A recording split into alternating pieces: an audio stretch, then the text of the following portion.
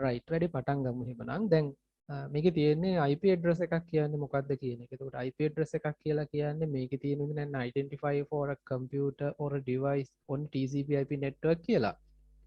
ඒ කියන්නේ දැන් මේක දන්න සිංහලෙන් තේරුම් ගත්තොත් එහෙම වෙන මොකුත් නෙමෙයි. මොකක් හරි network එකක් තිබ්බොත් එහෙම මෙන්න මේ network එකේ සම්බන්ධ වෙලා තියෙන පරිගණකයක් වේවා එහෙම නැත්නම් වෙනත් උපාංගයක් වේවා හඳුනා ගන්න පාවිච්චි කරන උපක්‍රමයක් තමයි IP address එකක් කියලා කියන්නේ.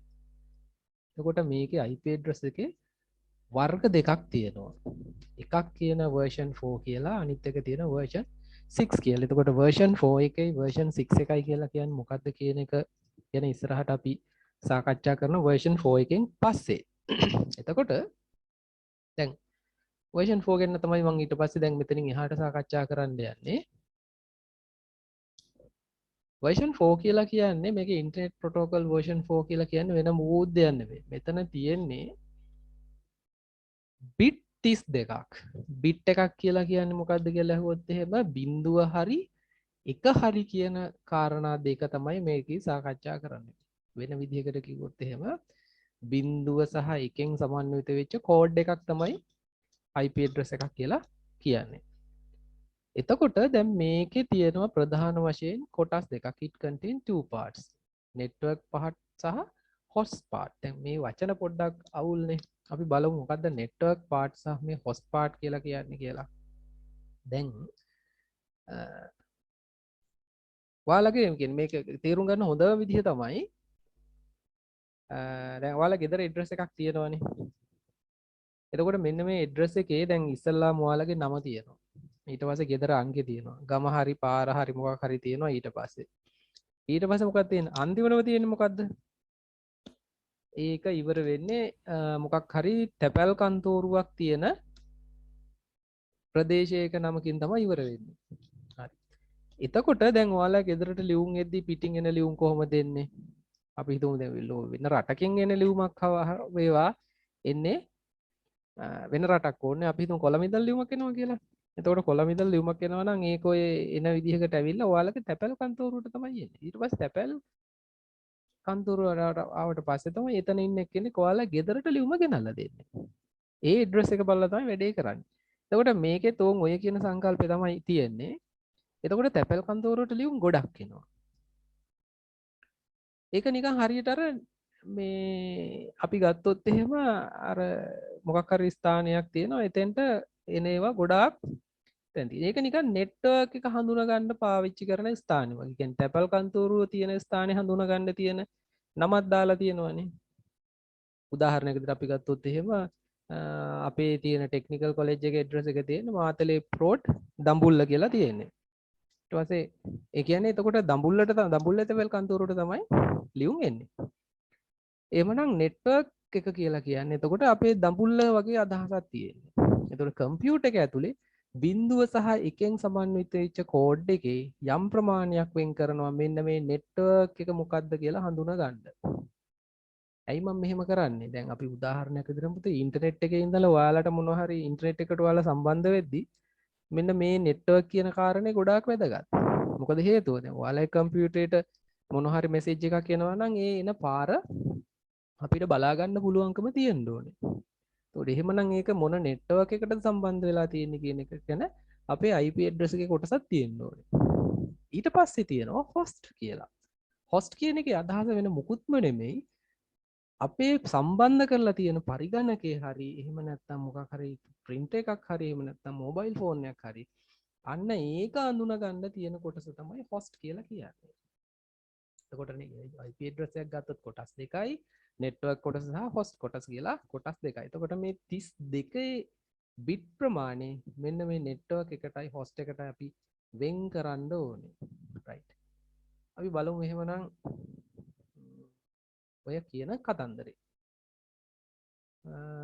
right. දැන්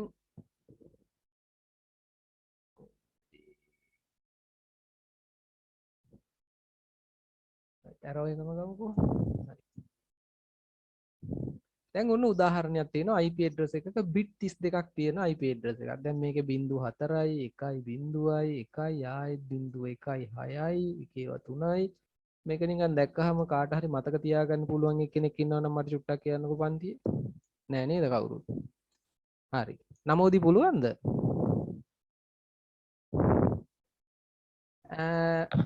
බැස බෑ නේද? ඒක තමයි. හරි. භවංජලිට නම් පුළුවන් ඇති නේද? හරි. අපි බලමු එහෙමනම් මේකට මොකද්ද තියෙන්නේ කියලා උපක්‍රමේ.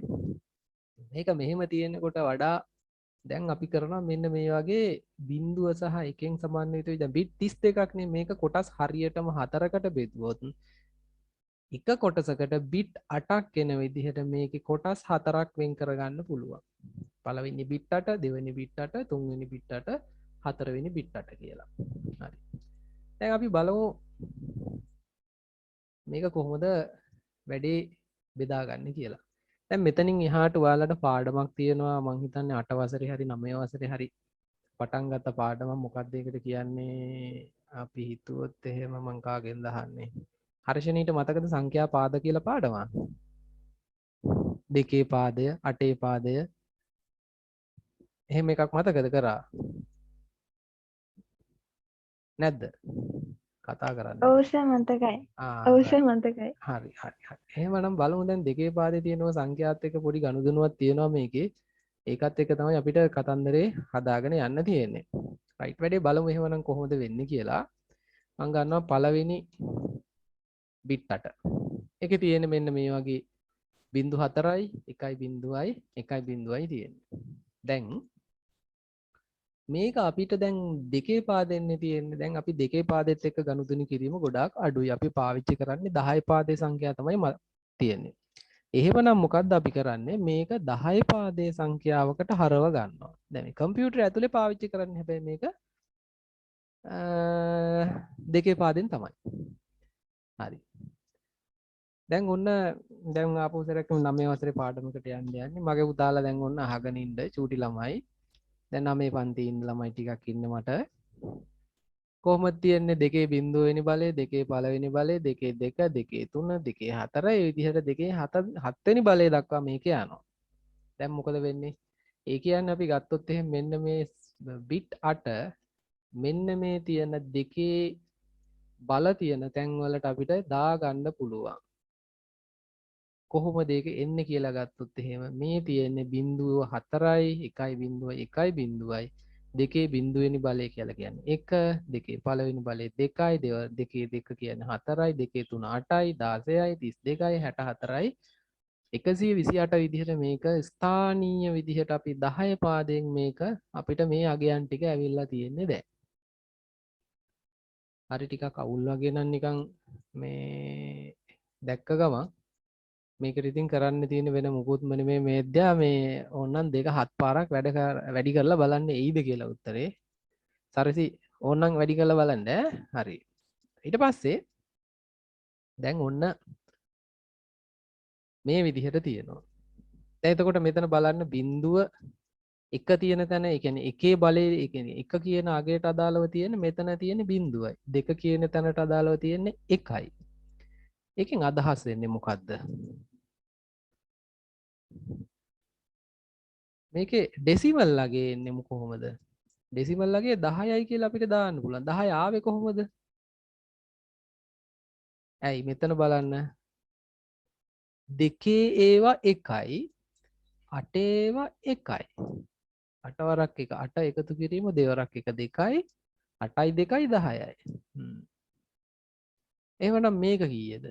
මෙතන තියෙනවා දෙකේ බිංදුව දෙකේ 1 දෙකේ 2.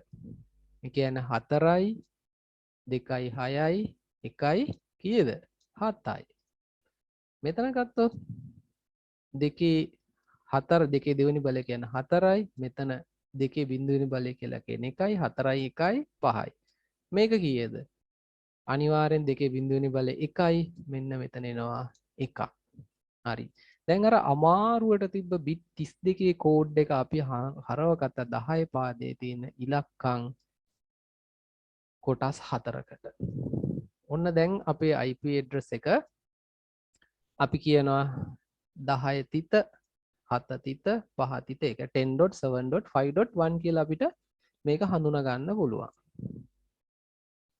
දැන් ප්‍රශ්නේ තියෙන්නේ මෙන්න මෙහෙම එකක්. How we divided these bits for network and hosts?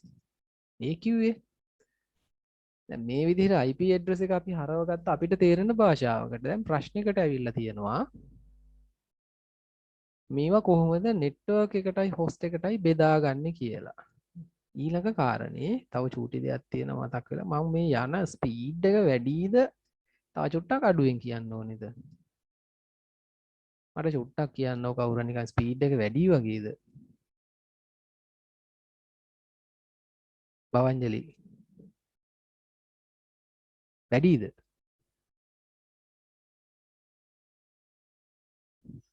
කවුරුත් කියන්නේ නැහැනේ. හර්ෂණි වැඩිද මගේ ස්පීඩ් එක වැඩිද? කත් කියන්නේ නෑ සර් වැඩි නෑ. නෑ නේද? එතකොට මේද්‍ය මොකද? ස්පීඩ් එක වැඩිද? නෑ සර්. නෑ හරි හරි. තව එතකොට සරසි මොකද ස්පීඩ් එක වැඩි වගේද? සරසි ඉන්නව නේද? සුමුදු ඉන්නවද? කවුරුත් නැද්ද? වැඩි නෑ සර්. වැඩි නෑ රයිට්. එහෙනම් යන් වැඩි. දැන් ඔන්න ඔය විදිහට අපිට මේක කොටස් දෙකකට වෙන් කරගන්න වෙනවා නෙට්වර්ක් එකට බිට් මෙච්චරයි හොස්ට් එකට බිට් මෙච්චරයි කියලා. එතකොට මේක එතනින් එහා ගිය කාරණයක්. බලමු කොහොමද වෙන්නේ කියලා. මේකට තියෙන උත්තරේ තමයි network classes කියන එක. කොහොමද network classes කියලා කියන්නේ? network classes කියලා කියන්නේ වෙන 아무තු දෙයක් නෙමෙයි. අපේ මේ තියෙන bit 32 අපි වෙන් කරනවා network එකටයි host එකටයි මේ පේන විදිහට. අපි මේක classes කීපයකට වෙන් කරගන්නවා class A B C D E වගේ.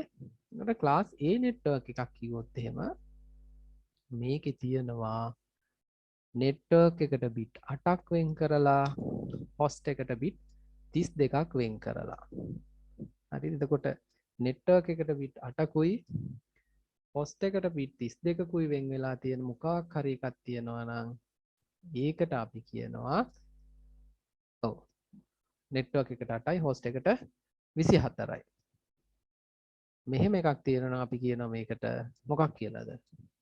class A network එකක් කියලා. හරිද? එතකොට ඒක මතක තියාගන්න. ඒක වැදගත් වෙනවා. right. එතකොට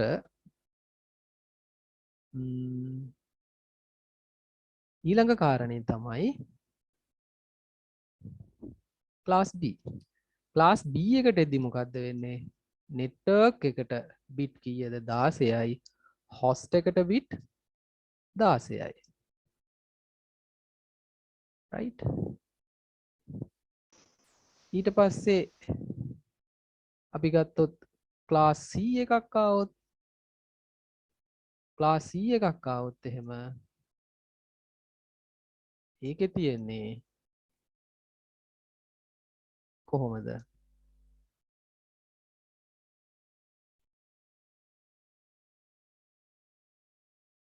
ඒකේ තියෙනවා bit 24ක් network එකට host එකට bit 8යි. right. එතකොට ඒ විදිහට ගත්තොත් එහෙම දැන් අපිට පේනවා මේකේ ඔය කියන කතන්දර ටික එනවා. ඊට පස්සේ class D සහ class E ගැන මෙතනදී මම සාකච්ඡා කරන්නේ නැහැ. class C address එකක් අරන් අපි බලමු මේකත් එක්ක පොඩි ගනුදෙනු ටිකක් තියෙනවා මේක බේර ගන්න පුළුවන්ද කියලා අපිට.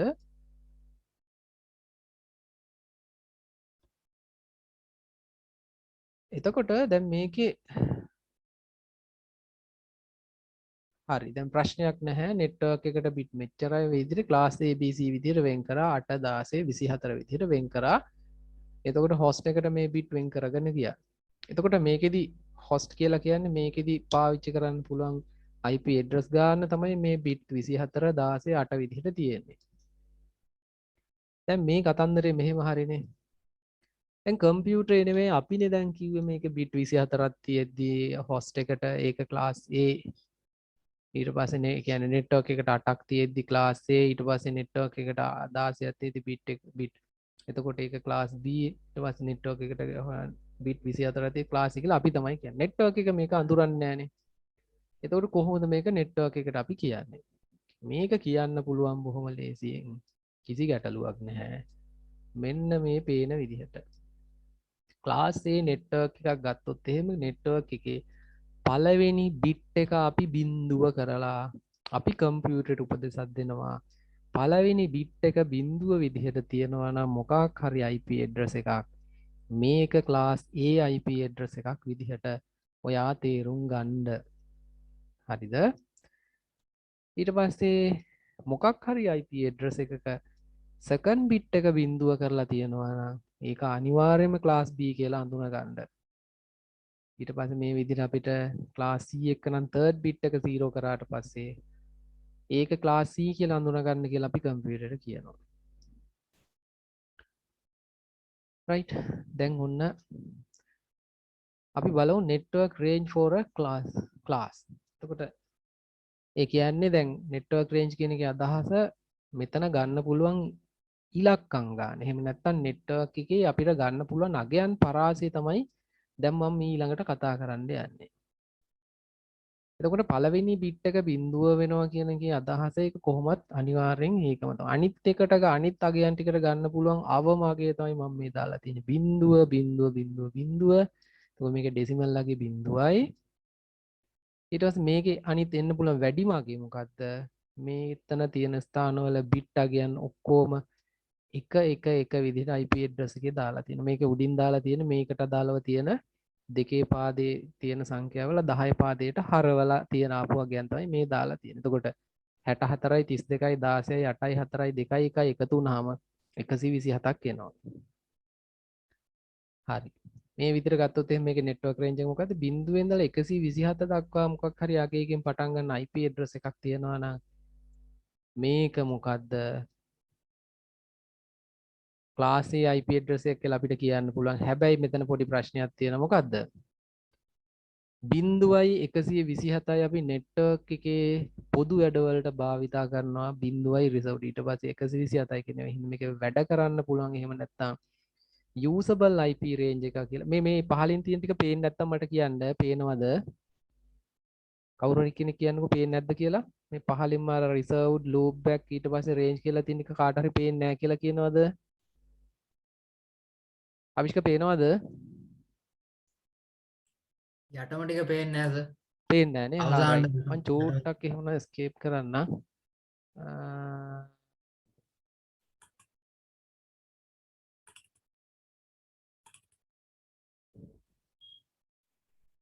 right. ඒක escape කරන්නම් අලුතෙන් share කරන්නම්කෝ screen එක. right දැන් පේනවද නේද? දැන් පේන. දැන් හරි නේ? හරි. right. මෙන්න මේ slide එක. එතකොට මේ slide එක ගත්තොත් එහෙම ඔන්න ගැටලුවක් නැහැ. ඔය විදිහට දකින්න පුළුවන්. මේ පේන විදිහට. right. හරි දැන් මේකේ range එක තියෙන 0 ඉඳලා 126 දක්වා range එක අපිට බලා ගන්න පුළුවන්. ඊට පස්සේ ඊළඟ එක class B වල මොකද වෙන්නේ? class B වල ගත්තොත් එහෙනම් මෙතන බිඳුවෙන් පටන් ගන්නවා. ඊට පස්සේ නෑ එකෙන් පටන් ගන්න දැන්. ඇයි ඒ? first bit එක අනිවාර්යයෙන්ම එක වෙන්න ඕනේ. ඇයි හේතුව? එහෙම නැති වුණොත් එහෙම පොඩි ප්‍රශ්නයකට එන්නේ මෙතන ඒක බිඳුව වුණොත් එහෙම කොහොමද මේක class A වෙනවනේ. ඒ හින්දා මේක අනිවාර්යයෙන් එක වෙලා තියෙන්න ඕනේ second bit එක බිඳුවයි. එතකොට මේකට ගන්න පුළුවන් අනිත් අගයන් ටික ඔක්කොම බිඳු කරාට පස්සේ එන්න පුළුවන් අගය තමයි 128 කියන එක. ඊට පස්සේ මේකට එන්න පුළුවන් වැඩිම අගය මේක බිඳු වෙලාම තියෙන මේක බිඳුව කරන ගමන් අනිත් ඒවා එක වුණොත් 1 විදිහට මේ ටිකක් තියෙනවා. එතකොට මේක රේන්ජ් එක වෙන්නේ 128යි 191යි. ඊට පස්සේ class C වල ගමු. class C එකේ ගත්තොත් මේකේ පළවෙනි bit දෙක අනිවාර්යෙන් එක වෙන්න ඕනේ. ඇයි ඒවා බිඳු වෙන්න බැරි? පළවෙනි එක බිඳුව වුණොත් ඒක class A වෙනවා. දෙවෙනි එක බිඳුව වුණොත් class B වෙනවා. දෙකම බිඳු වුණොත් එහෙනම් මේකේ IP range එක මොකද්ද? මේ class එක මොකද්ද? කාට හරි කියන්න පුළුවන් දෙකම එකනේ මේ මෙතන තියෙන මේ bit දෙකම බිඳු වුණොත් මොකක්ද එකේ class එක? ආපෞසරය. විශ්ව කියන්නකෝ.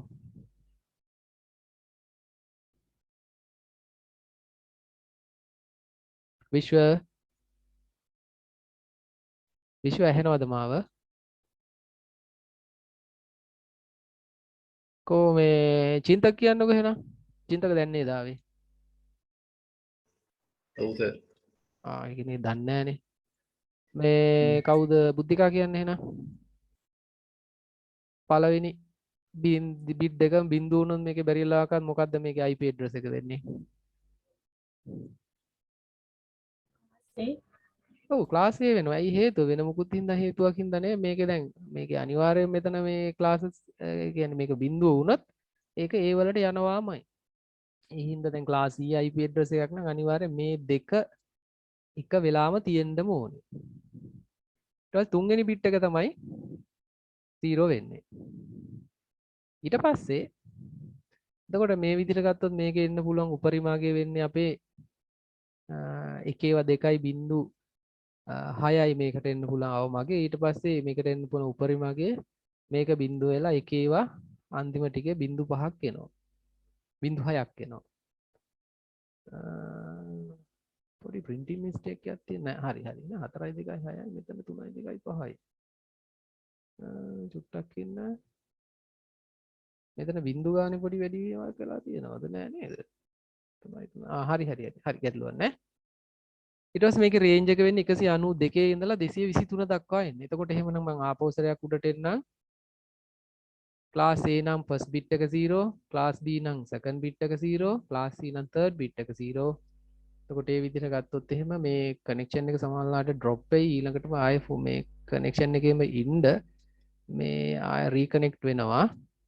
ඊට පස්සේ ක්ලාස් A වල මොකද වෙන්නේ ෆස්ට් බිට් එක 0 එතකොට මේකේ රේන්ජ් එක වෙන්නේ 0 ඉඳලා 127 දක්වා කියන එකේ මෙතන මේ බිඳුව සහ 127 අයින් වෙනවා ඒකින්ද මේක 1 සිට 126 දක්වා තියෙන IP address එකක් තමයි ඊට භාවිතා කරන්න පුළුවන් වෙන්නේ usable විදිහට. ඒ කියන්නේ අපිට කම්පියුටර් එකට පාවිච්චි කරන්න පුළුවන් IP address එකක් වෙන්නේ ඒක. දෙවෙනි එකේදී වෙන්නේ මේක 128 ඉඳලා 191 මේ විදිහට රේන්ජ් එක වෙන්නේ ඒකමයි. ඊට පස්සේ මෙතෙන්ට එද්දී ක්ලාස් ඉවද 192 223 ඊට පස්සේ දැන් බලමු host එකක් කොහොමද address කරන්න කියලා මේකේ තියෙන විදිහට. දැන් මෙතෙන්ට එනකන් මොනවා හරි ගැටලුවක් තියෙනවද? මට ආපහු කියන්න. මොකක් හරි කියන්නේ කොහේ හරි හිර වෙච්ච තැනක් තියෙනවා සර් අර චුට්ට පොඩ්ඩක් ආයෙ පුළුවන් නම් කියන්න කියලා කාට හරි ගැටලුවක් තියෙනවා කිසි ගැටලුවක් නැහැ. මේ දැන් කියන්න ඕනේ නැත්තම් මේ අර මං විතරක් මෙතන කතා කරනවා මේ කතානායක වගේ ඔයාලා අහගෙන ඉන්නවා අන්තිමට තේරුණාද කියලා දන්නේ නැද්ද දන්නේ නැහැ අනිවාර්යෙන් කියන්න මොකක් හරි ගැටලුවක් තියෙන චූට්ටක් ආපහු සැරයක් පුළුවන් නම් කියන්නෝ කියලා චූට්ටක් කියන්න චුට්ටක් උඩින් නේ පල්ලෙන් වගේ. හරි චින්තක කීයට විතරද ආවේ විනාඩි 10ක් තදින වෙලා නම් බලන්න. අප්පට සිරි නවන්නද කියන්න උඩින් පල්ලෙන් යන්න නෝමල්. ඒ කියන්නේ ඕක උඩයි මූ ඒ කියන්නේ පටන් ගත්ත තැන ඉඳලාද එච්චර ඕනේ නෑ සර් කියන්නේ මීට චුට්ටක් කලින්. හරි හරි හරි මේකේ අපි ආපහු සැරයක් මම චුට්ටක් විනාඩියක් විතර කියලා දාන්නම් IP address එකක් කියලා කියන්නේ bit 32ක් තියෙන එකක්. එතකොට මේකේ network එකටයි host එකටයි කොටස් දෙකක් විදිහට මේ එකේ වෙන් වෙනවා. ඊට පස්සේ network එක කියලා කියන්නේ කම්පියුටරේ සම්බන්ධ වෙලා තියෙන්නේ ඒක හඳුනා ගන්න ඉන්න පරිගණක ජාලය මොකක්ද කියලා හොයාගන්න තියෙන එක host කියලා කියන්නේ අපි සම්බන්ධ කරන තියෙන කම්පියුටරේ හඳුනා ගන්න පාවිච්චි කරන මේ bit 32කින් අයින් කරන කොටස. ඊට පස්සේ IP address එකක් ගත්තොත් මෙන්න මේ bit 32 අපිට මතක තියෙන්නේ නැති හින්දා අපි bit 8 කොටස් 4ක් විදිහට වෙන් කරගන්නවා. ඊට පස්සේ මේවා 10 පාදයට අපි වෙන් කරගෙන අපිට තේරෙන 10 පාදයේ සංඛ්‍යාවකට අපි හරව ගන්නවා. එතකොට මේ විදිහට ඊට පස්සේ මෙතනදී ඒකට අපි දෙකේ බල 10 පාදයේ සංඛ්‍යාව විදිහට හරවලා මේ වැඩේ කරන්නේ. ඊට පස්සේ මේ විදිහට ගත්තොත් අපේ අර කලින් තිබ්බ bit 32 IP address එක 10.7.5.1 විදිහට වෙන් කරගන්න පුළුවන්. ඊට පස්සේ මොකද වෙන්නේ? මේ තියෙන bit 32 අපිට තේරෙන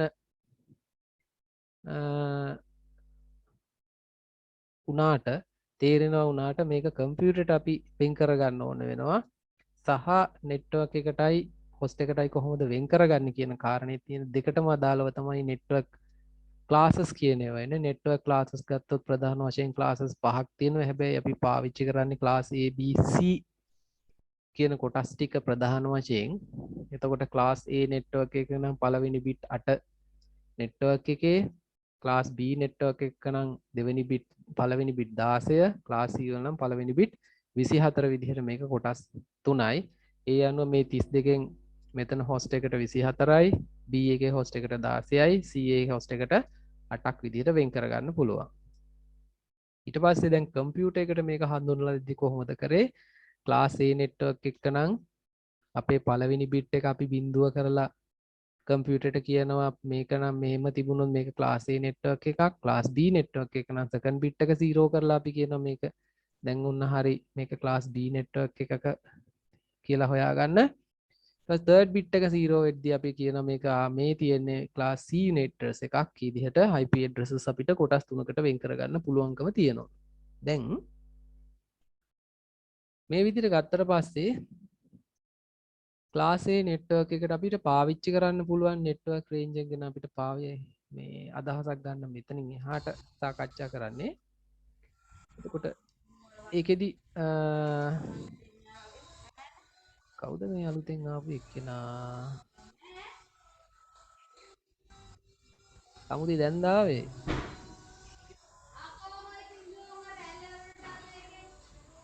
සමුදිලා ගෙදර මොකක්ද මේ සද්දයක් ඇහෙන්නේ? සමුදි ඇහෙනවද මාව? රයිට්. වැඩේ යන්. ඊට පස්සේ ඊළඟ කොටස මේක ඊට පස්සේ අපි දැන් මේකට එන්න පුළුවන් අවමාගේ බිඳුවයි උපරිමගේ 1/7යි. ඊට පස්සේ මේකේ පරාසය ගත්තොත් බිඳුව 127යි අයින් කරන හින්දා 1 ඉඳලා 126 කියන ටික අපිට මෙතන පාවිච්චි කරන්න පුළුවන් වෙන්නේ. ක්ලාස් B එකක් වෙද්දි මෙතනදී එන්න පුළුවන් උපරිමගේ සහ අවමාගේ අතර තියෙන අගයන් ටික තමයි මේ තියෙන්නේ මේ විදිහට. එතකොට අවම වෙද්දි මේ ටික බිඳුවයි, උපරිම වෙද්දි මෙතන සෙකන්ඩ් බිට් එක කරන්න මේ ටික එකේව වෙනවා 128යි සහ 191 එන්නේ ඒ විදිහට. ඊට පස්සේ ක්ලාස් C වෙද්දි මෙතන තියෙන්නේ පළවෙනි බිට් දෙක එක වෙනවා. පළවෙනි බිට් ඊට පස්සේ එක මෙතනත් එක වෙනවා. ඊට පස්සේ අනිත් ඒවා බිඳුව ටිකක් ඊට පස්සේ වැඩිම අගය ගන්න එකේවා ටිකක් විතර මේ ටික වෙන් කරගන්න පුළුවන්. 192යි 223යි කියන රේන්ජ් එකේ ඉන්නේ ඔය කියන විදිහට. ඊට පස්සේ